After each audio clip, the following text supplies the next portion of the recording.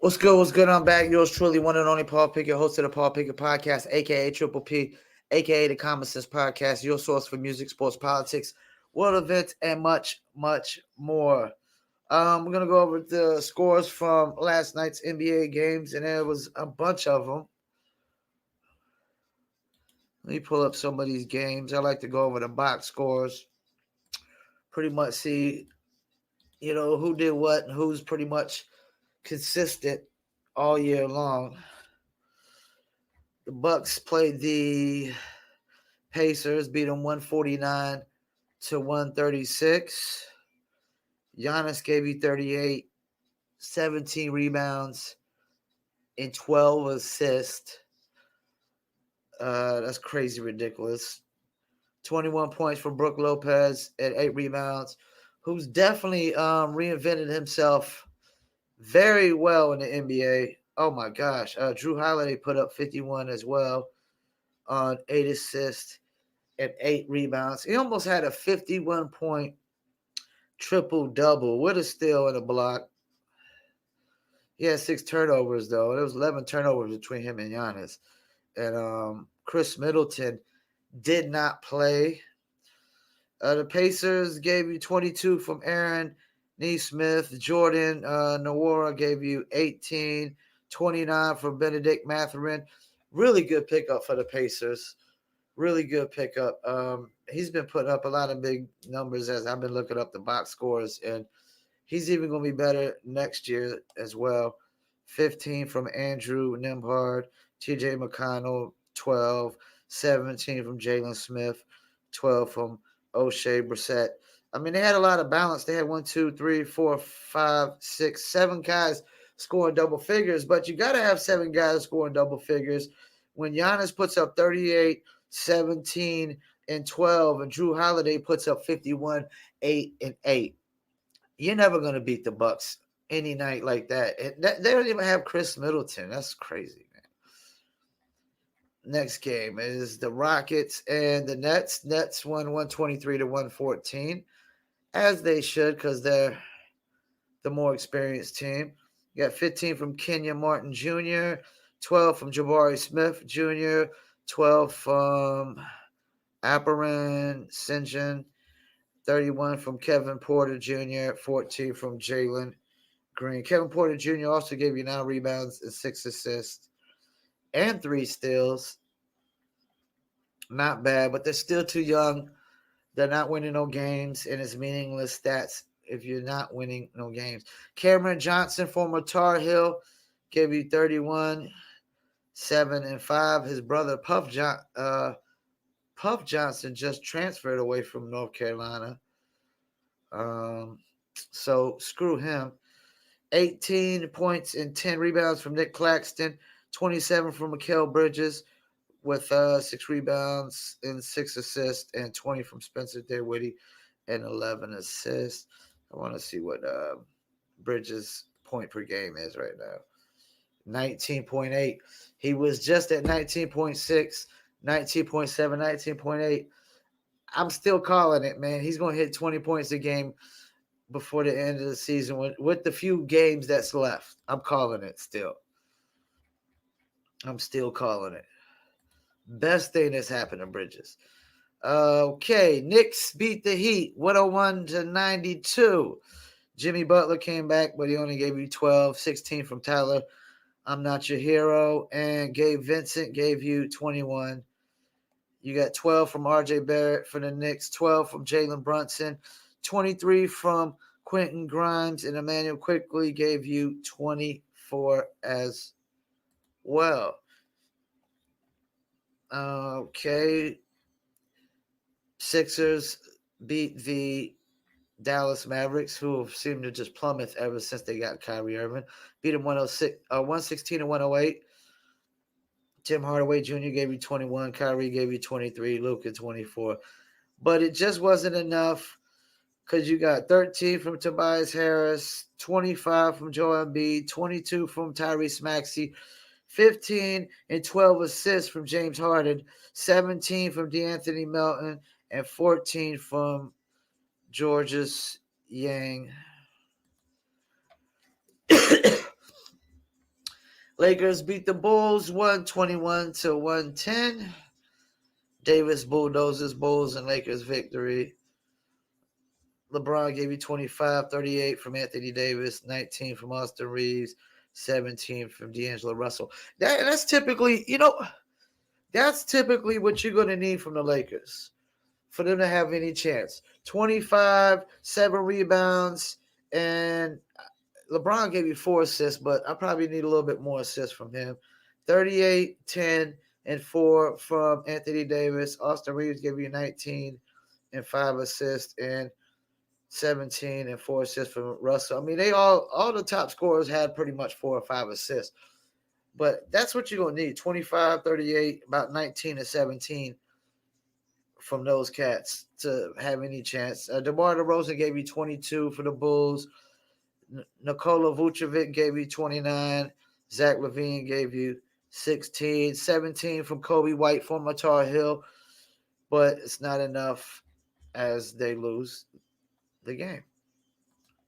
And let's pull up some of these other scores. A lot of games last night. Got a few more to pull up here.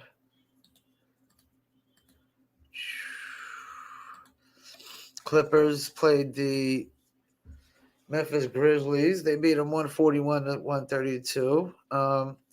Interesting because they might end up playing each other in the Western Conference playoffs. Terrence Mann gave you 11, 10 from Zubac. Eric Gordon gave you 14. Russell Westbrook gave you 36 and 10. Russell Westbrook pretty much won this game for them because they didn't have no Kawhi Leonard and they had no Paul George.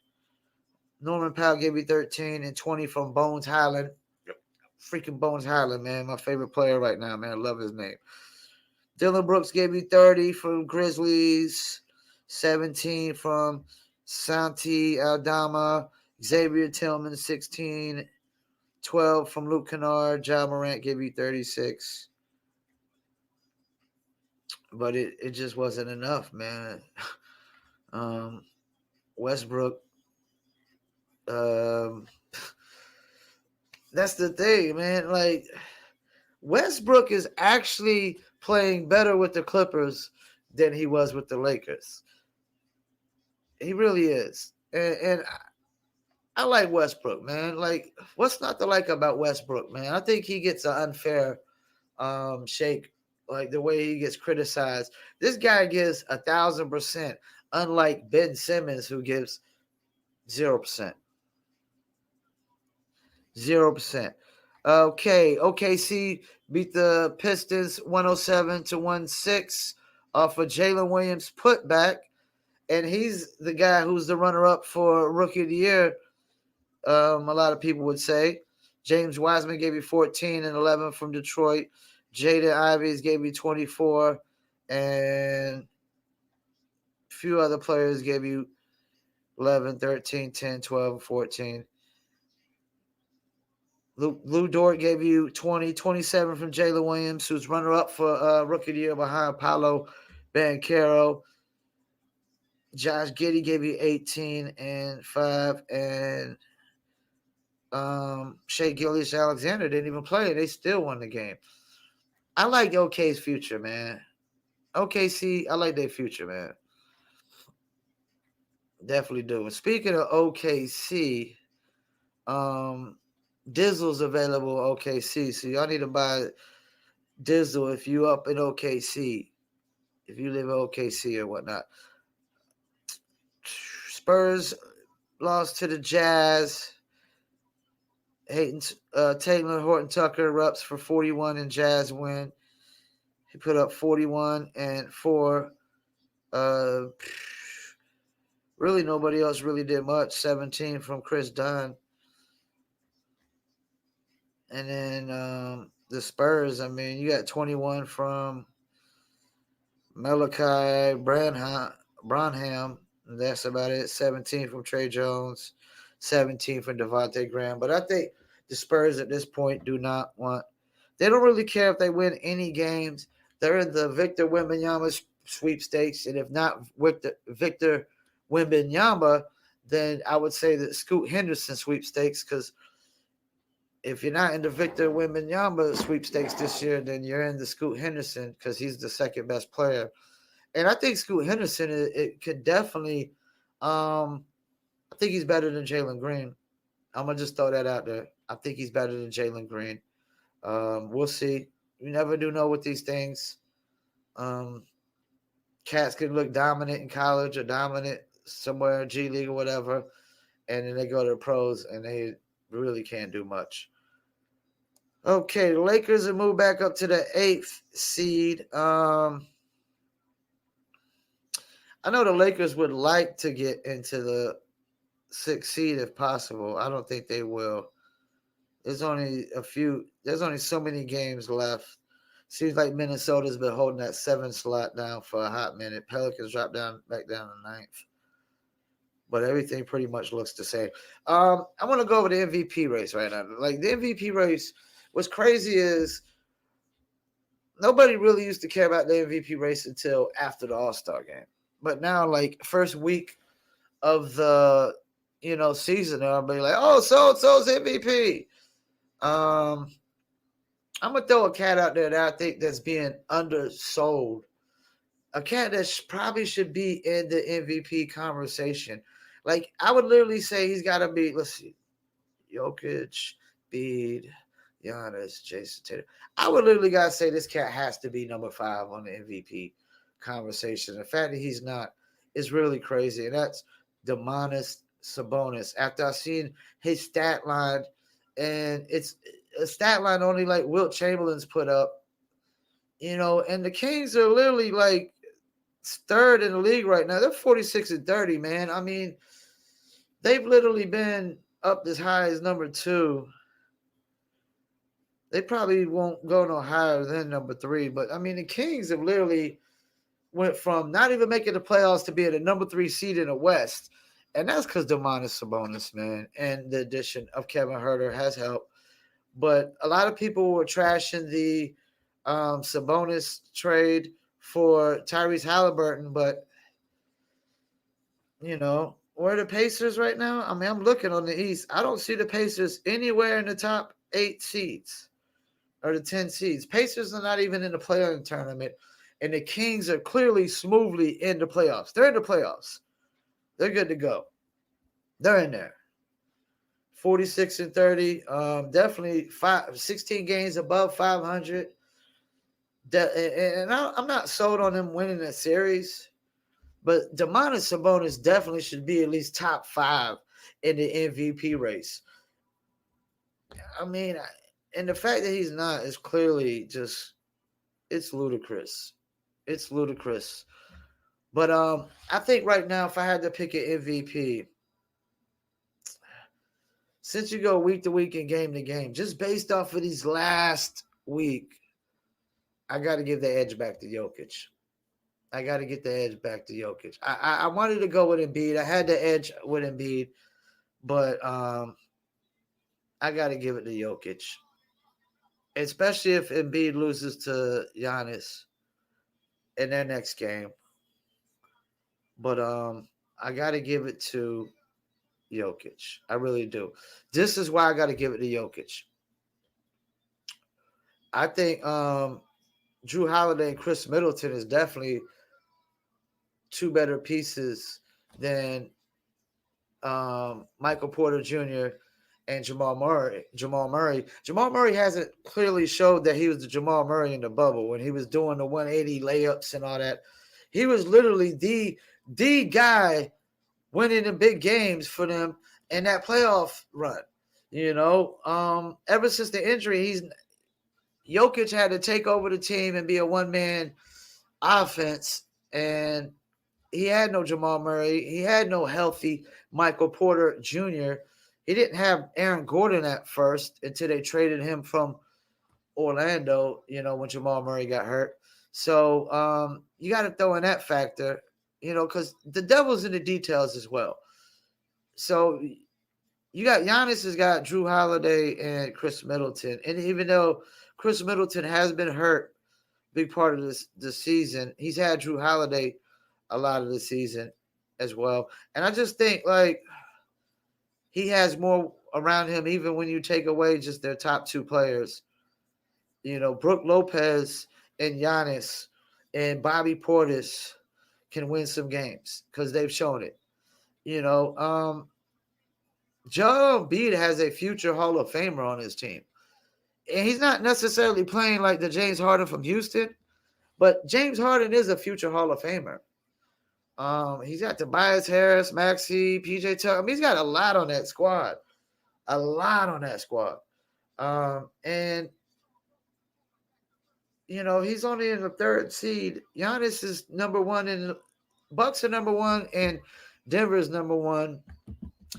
It's close, but I might have to give it to Joker. And to be honest with you, I want Embiid to win it. I want Embiid. I'm putting this out right now. I want Embiid to win the MVP, just like because I want the Sixers to come out the East. I would like to see the Sixers. I like to see the Sixers versus the Nuggets. That's what I would like to see, and that would really, to me, whoever wins, the winner takes all. You know, even though the MVP is going to be decided based off the regular season, I think if you got Embiid versus Jokic in the finals, winner takes all. You know, clearly it'll say who really deserves it. You know, and whoever, like, that's the thing. Like, say Embiid beats Jokic in the finals, but Jokic wins the MVP. I mean, I don't think clearly anybody would argue the fact that Embiid was probably the MVP all year long. That's the thing. This is a close race, man. You got three very dominant cats right now, but they're just dominating in different ways. Such different ways. Jokic is doing it more on the scoring, assist, and rebound kind of aspect. Embiid is really doing it on a scoring and rebounding aspect, but a post up back to the basket kind of game. And Giannis is more of a rebounding and defense and scoring guy, but it's more of a uphill, run you over like a freight train kind of offense. And I would argue like the reason Jason Tatum's not in it because like Boston is like they've kind of fizzled out this last couple of weeks. They're still number 2, but they've been losing a lot of games they shouldn't be losing. And he's just kind of just quiet and silent. But I would still have him probably 4th in MVP race. And if and the thing about Ja Morant, like people want to put him in there, Memphis has clearly showed they can win a lot of games without Ja Morant. That they're really good without Ja Morant. They still got Desmond Bane and Brooks and Jaren Jackson Jr. and Steven Adams when healthy. You know, they still got a lot of dogs on that team. But this is going to be interesting, man, you know. And that's the thing. Kevin Durant, if I'm not mistaken, I thought Kevin Durant came back. Oh, yeah, I missed the game. My bad. I missed the game. Minnesota and the Suns. The Suns beat them 107-100. Karl Anthony Towns played, gave you 25, 31 from Anthony Edwards. I think it's about time to move on from Karl Anthony Towns and let Anthony Edwards have the reins. He's a dog. You know, as an owner of New Litter Apparel, we like dogs. We like people with the dog mentality that is just ferocious. We got 29 out of Booker, 19 out of Chris Paul. Kevin Durant gave you 16 with 8 rebounds, 10 out of DeAndre Ayton. And they're not even fully healthy. I think they're missing a couple of players still inactive. But they're going to be interesting come playoff time. Terrence Ross, TJ Warren, Chris Paul, Devin Booker, DeAndre Ayton, Kevin Durant, and Josh Okogie. I guess that's how you pronounce his name. These international cats, man, with these names, man, they can't. have something simple like Chris Paul. But and Phoenix, man, Kevin Durant's back. Like, I would not be shocked if Phoenix comes out the West. There's really no sure thing out the West. It's like anybody, Denver, Phoenix, Golden State, Memphis. I mean, if any one of the teams came out the West, I'd be like, I'm not shocked. Golden State was there last year. Memphis is number 2 right now. Phoenix just got Kevin Durant, and Jokic could possibly win his 3rd straight MVP. I mean, in the East, it's Milwaukee and Boston and Philly for me. I don't think nobody else really has a chance. Even that's the thing. If the healthy Clippers come out the West, that wouldn't really be shocking because there's a lot of people that had their Clippers coming out the West this year because they figured they'd be a healthy Kawhi. They got the Clippers coming out the West every year because it's like they're optimistic that Kawhi Leonard and Paul George is going to be healthy. I mean, because together, I mean, like offense and defense, it's like you probably can't think of a better duo. You can't think of a better duo. Maybe Giannis and Jrue Holiday. That's about it. There's probably no better duo on the offense and defensive end than, Kawhi Leonard and Paul George. And I might have to give the edge to Kawhi Leonard and Paul George because Jrue Holiday's never really been an MVP caliber player, and Paul George has been, and Kawhi Leonard has been in his career. That's why, you got 2 and they're efficient. They're Paul George and Kawhi Leonard. They're efficient. They're smart. A lot of length. They're not really ball hogs, even though they do play a lot of ISO ball every now and then, and they stray away from the team passing. I mean, even if the Lakers, say the Lakers won the play-in tournament, and they got in. If healthy Anthony Davis, LeBron James, and what they got left, if they do what they did last night, they could run through the West. It's no sure thing in the West. Even Kevin Durant, the Suns is not a sure thing with Kevin Durant because he could go for a layup, on the layup line and slip and fall again. Who knows? That's crazy. Yeah. And let me see if there's anything in the NFL that's newsworthy to talk about before I go. I don't think there's anything really out there that's... I'm not seeing nothing really. Quarterback Richardson meets with Carolina.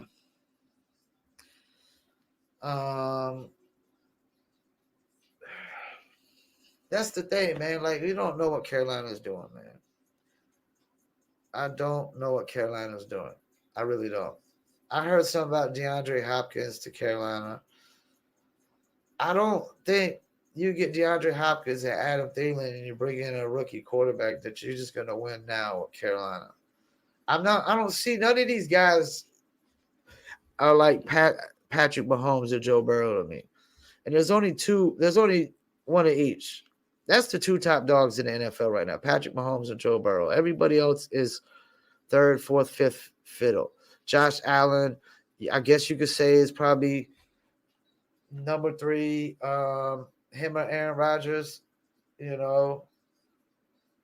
Aaron Rodgers, I mean, if he goes back to Green Bay, which I seriously doubt, they're not going to be all that great next year. Ravens, Jackson gets real about his injury history. And that's still going to be the topic of discussion in the NFL until he gets a deal, is Lamar Jackson. But, if Aaron Rodgers leaves the Packers and goes somewhere else, it'll just take over the headlines instantly, and that'll be the talk until the Lamar Jackson deal again. Once again, I thank you for tuning in, Paul Pickett Podcast, and I'm out.